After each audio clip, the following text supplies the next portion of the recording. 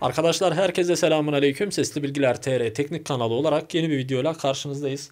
Bu videomuzda çamaşır makinelerinizi sıkma esnasında veya bazılarında yıkarken de içindeki çamaşırın durumuna göre az veya çok olsa dahi sıkma yapma esnasında özellikle takır takır çok aşırı ses geliyorsa, içindeki kazan bir yere vuruyormuş gibi tak tak tak ses geliyorsa veya makineniz yerinde durmuyorsa, fayansın üstünde veya halının üstünde, bunun gibi durduğu yer çok önemsiz. Yürüme yapıyorsa, sıkma esnasında durduğu yerden makine 1-2 metre ileri gidiyorsa, hareket ediyorsa kısaca, bu genelde amortisör arızasından kaynaklı olur veya ayakları dengesiz olursa ondan da yapar.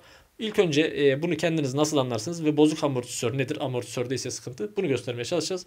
İlk yapmanız gereken, çamaşır makineniz normal durduğu yerdeyken makinenizi şöyle bir sallıyorsunuz arkadaşlar. Mesela şu an ayağına bakın. Bu makine şu an sallamıyor. Yani şöyle yakın gösterelim.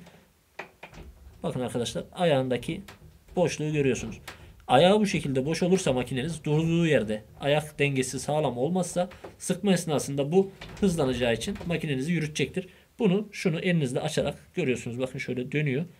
Bunu elinizle açarak, kapatarak duruma göre ayağının dengesini öncelikle ayarlamanız gerekiyor. Sonrasında ise çamaşır makinenizin amortisörlerinde problem var mı yok mu bunu tam anlamak adına şu şekilde kazanı kontrol ediyorsunuz. Kazanı çevirdiğinizde herhangi bir ses yok.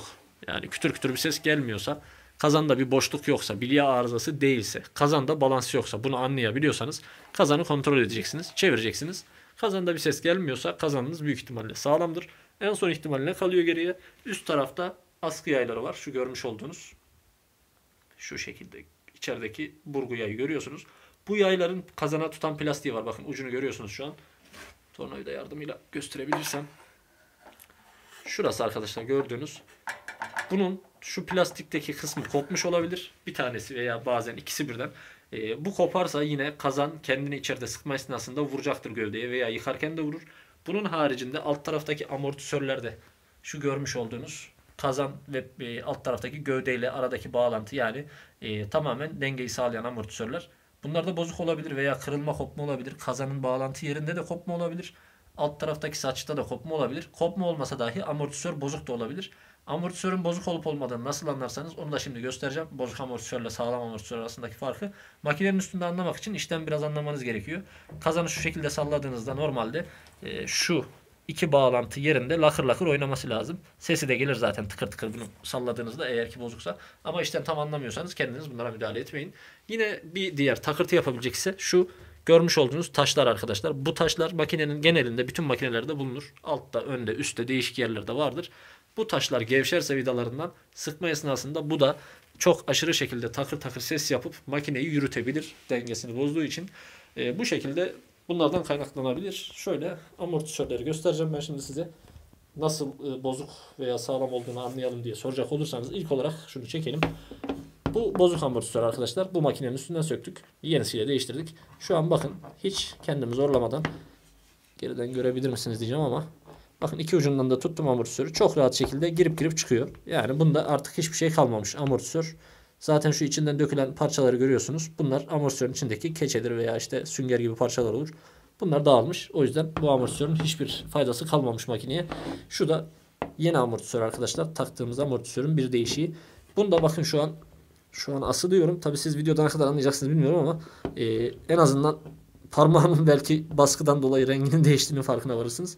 Şu anda kapatmaya çalışıyorum. Bakın ne kadar sert arkadaşlar. Yani geriden gösterelim şöyle. Şu an çekmeye çalışıyorum. Bakın elim kaydığı için plastikten, gördüğünüz gibi arkadaşlar neredeyse çıkmayacağım diye inat ediyor içinden. Yani amortisörün normalde tabi makinenin üstündeki bu kadar sıkı olmaz. Bu yeni olduğu için ama en azından frenleme yaptırması gerekiyor. Şu an bu bayağı bir sert, yeni olan. Şu gördüğünüz işte bu işi biten amortisör. Normalde böyle tut çek yaptığınızda içinden bu kadar kolay çıkıyorsa ve şu şekilde, mesela diğerini gösterelim. Bu daha dağınık. Bakın arkadaşlar. Lakır lakır sallanıyor ve bunda hiçbir şey yok. Bu tamamen bitmiş. Komple çok rahat şekilde gidip geliyor. Bu şekilde amortisörler boşa çıktıysa makinenizin alt taraftan dengeyi sağlayamayacağı için amortisör yürümesine bunlar da sebep olabilir. Kazanın içinde vurup ses yapmasına neden olabilir. Tam arıza için kesinlikle işler anlayan birinin cihazı görmesi gerekiyor. Bunlar sadece kendiniz merak ediyorsanız, bilgi sahibi olmak istiyorsanız size fayda sağlayacak bilgiler. İşten anlayan birinden yardım almanız en sağlamıdır arkadaşlar. Yeni videolarda görüşmek üzere. Ayrıca video harici bilgi için de lütfen Konya dışından aramayalım. Çünkü cihazı görmeden bu bilgiler harici farklı bir bilgi veremiyoruz. Konya içindeyseniz telefon numaramızdan ulaşıp hizmet alabilirsiniz. Herkese kolay gelsin. Kanala abone olmayı unutmayalım.